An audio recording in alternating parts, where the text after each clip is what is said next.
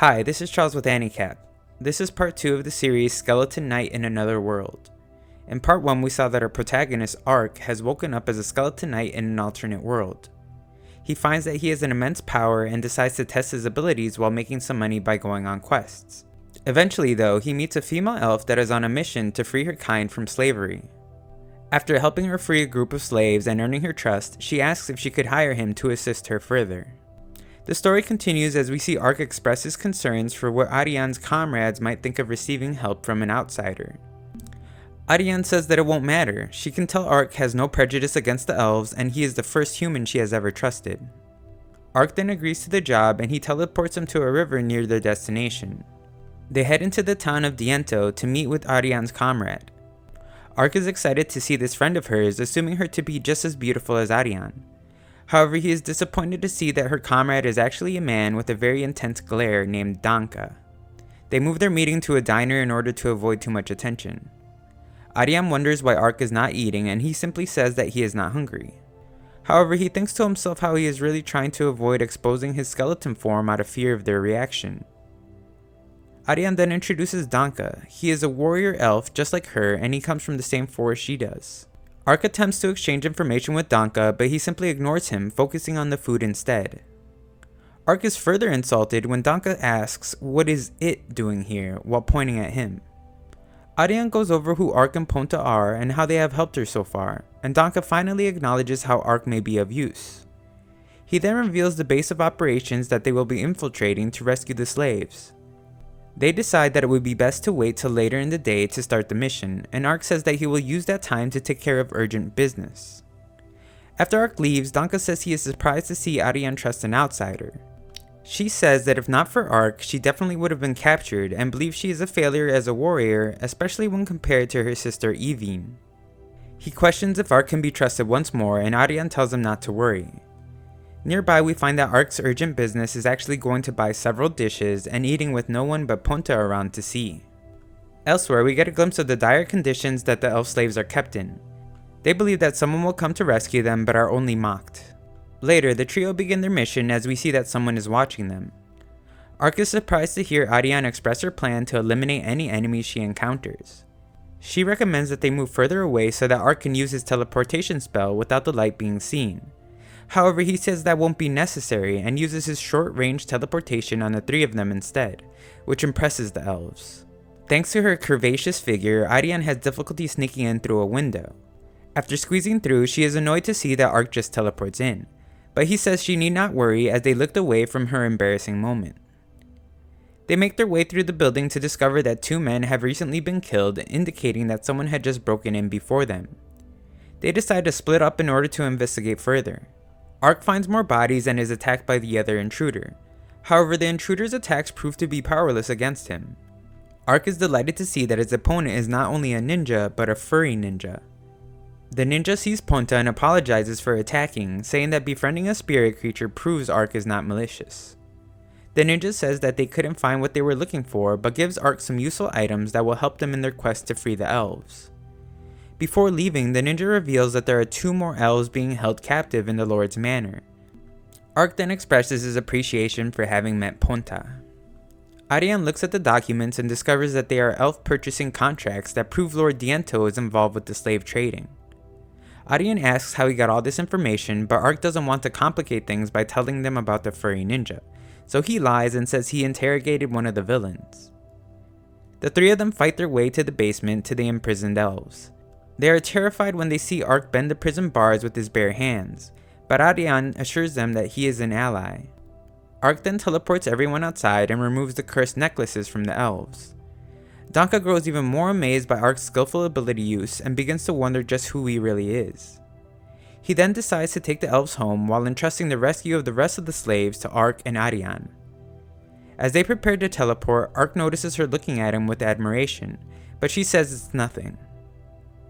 One of the girls is concerned for them going alone, but Danka says to not worry since they will be able to sneak in with ease. They then watch in shock as Ark and Ariane cause part of the building to erupt. In the castle, we watch as Diento torments the two elves while forcing his son to watch as punishment for failing him. Ark's plan to sneak in quietly fails instantly as they are spotted by two guards. After running away, they manage to hide in plain sight thanks to Ark's armor. Diento is warned of intruders just as Ark and Ariane make their heroic entrance. Ariane greets Diento with a kick, and Ark intimidates Udalon, unintentionally revealing a hidden room. Ark tries to tell Ariane of his discovery, but changes his mind when he realizes he is interrupting her work. Diento tries to intimidate her into stopping, and Ark wonders if she is going too far. However, Ariane says that he had broken the treaty first and must now pay. She then lets the two elves have their turn, and we listen as they make him pay dearly.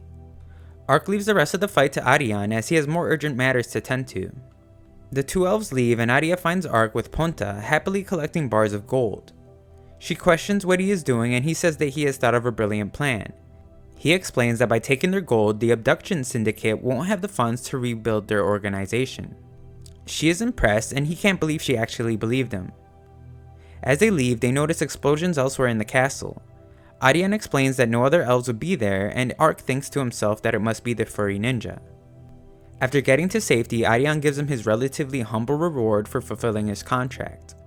Ark explains that he has not yet decided on what he will do next, and she requests for him to go to the elf lands to continue helping her rescue elves from slavery. Ark continues to display his love of fantasy after hearing about the land of elves. His only concern is if the elves would welcome an outsider, and she explains that they must first get permission from an elder. However, she reveals that at the very least, Ark must remove his helmet in the presence of the elder. Ark reveals that he fears she may turn on him if she were ever to see his face, but Ariane swears to never do so. He shows his skull and tells her that he doesn't know how it happened and believes it to be a curse, thinking to himself how she wouldn't believe if he told her how he is actually his character from a video game. She then explains that since he has already done so much to help her, she will guarantee that his secret will be safe among the elves. Furthermore, she believes that the elder may have some information on how to lift the curse. They agree to travel together as Ark thinks to himself how odd it is to embark on a journey to lift the curse he made up as part of his character's background. Later at the Kingdom of Roden, we see King Carlon and his sons Sect and Dakares and daughter Yuriarna discuss a recent incident involving Diento. Sect says that he heard it was the elves, and he believes that it would make sense considering rumors that say Diento had been involved in elf slave trade, which violates the human-elf treaty. Dakares is critical of his brother's suggestion, which prompts Sect to question why he would stand up for Diento. The king stops the arguing and asks his daughter for her thoughts. Yuriarna believes they should ascertain the truth quickly and arrange to speak with the elves. The king agrees and asks his daughter to make arrangements to meet with them. Their meeting is adjourned, although it is clear both princes have their own agendas. In the woods, we see that Ark and Ariane have taken a break on their journey. Ariane informs Ark that they are 2 nights away from reaching their destination when her stomach begins to growl. Ark leaves in search of some food, and Ariane fights the urge to touch Ponta, as she does not want to wake her. Ark returns to find that Ariane and Ponta are having a bonding moment. They decide to prepare their meal, and Ark informs Ponta that he will also be partaking in the fuzziness later. Later, we see that they have finally arrived to the elf settlement of Lalatoya. The gate to the elf village opens at Ariane's request, and Ark can't help but have a fantasy overload. She asks that he wait as she goes to get permission to meet with the elder, and Ark does. After much time passes, Ariane returns and they make their way to meet the elder. The elder introduces himself as Ariane's father, Dylan, and her mother, Glennis. Ark is shocked to hear that they are actually her parents, and even more shocked when her mother says she is 179 years old. Dylan thanks Ark on the behalf of all elves for his assistance, but then expresses his displeasure for his daughter attacking a feudal lord's palace. Ark comes to her defense and explains everything to the elder. Dylan finally understands, but says that he will now have to explain it all at the meeting of the elders in the town called Maple. Ariane says she will accompany him, and Dylan remarks that they must bring the trafficking contracts to their attention as well. Glennis brings dinner for the group, but Ark is a bit hesitant to eat. They all reassure him that there is nothing to worry about, and he removes his helmet to eat. The next morning, we see Ark along with Ponta wake up, and they are informed that Ariane and Dylan have left for the day. We then see the two as they take a transport circle to Maple. The meeting is led by the chief elder Brian, and prepares to hear Dylan's report on the investigation into the kidnappings. Back at the village, Glennis gives Ark a tour. The elves of the village whisper to each other about Ark's appearance, and question their own safety with a human nearby. Just then, a couple of the girls Ark had rescued earlier recognize him and express their gratitude since they are all better now. Glennis watches with great admiration and says not to worry when Ark apologizes for the interruption. However, he is taken aback when Glennis then asks him if he would like to spar a bit with her. At the meeting, they discuss how breaking a 400-year-old treaty is as much justification for a war as there has ever been. They wonder if the humans have forgotten how the last war between them 600 years ago was a catastrophe for both parties.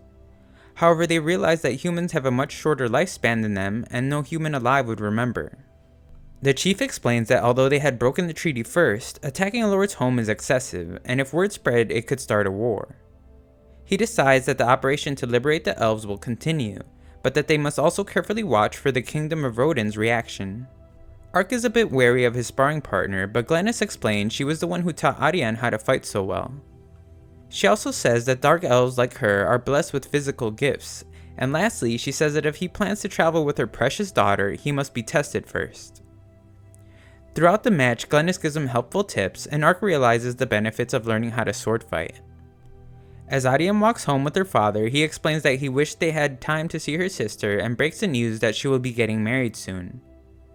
Ariane is in disbelief as she recalls how her sister has always been addicted to combat and would always say she would never marry. Just then, her sister Evine aggressively greets Ariane, hardly even acknowledging her father. Ariane is curious about her sister's soon-to-be husband and Evine lists all his great qualities. Evine then becomes curious about Ariane's love life. She is embarrassed and says there is no one, to which Evine says that if there were someone, they would have to be stronger than her. After Glennis beats Ark once again, he realizes that high stats can only get you so far. They head back home where Ark and Ponta take a long-awaited bath. He is glad to finally be able to wash away all the sweat he has worked up, but then realizes that his body is actually incapable of producing sweat. In another room, Arya gets undressed and heads to the bath where she walks in on Ark, causing a commotion. Later, Dylan says he wants to hire Ark to assist Ariane on her journey to rescue more of their people. However, as he does not have much in the form of payment, he offers information on something that may lead to breaking the curse on Ark. He explains that there is a spring near Lord Crown that is said to be able to break any curse. He goes on to explain that Lord Crown is a great tree that grows where one of the strongest dragons makes its home.